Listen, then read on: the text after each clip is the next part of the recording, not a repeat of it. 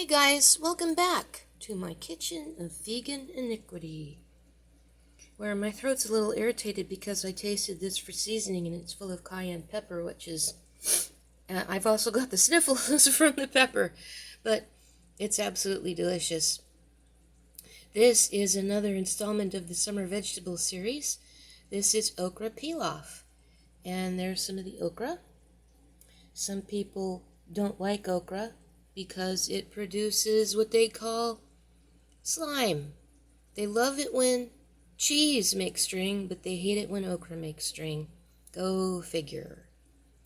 But the thing about okra slime, it's actually just mucilage. It's a soluble fiber.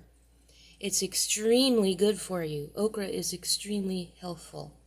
It's actually a flower bud, very popular in the southern states of America. So here I have a pilaf where you take the rice and you cook it with some no chicken broth and coconut milk. And while that's cooking, you saute some onions, some green bell pepper, and the okra.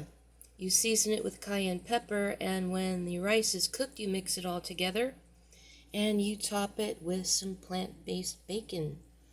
I have used the Pilaf bacon, which I cut into small bits.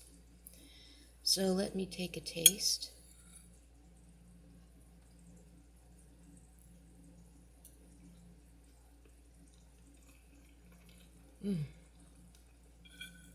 It's so good. Okra has a slightly vegetal, but a nutty taste. It's very nice. I don't really see, it did get stringy while I was cooking it, but I think the rice has absorbed all of that mucilage. I don't see any string or slime coming off. It's just super creamy.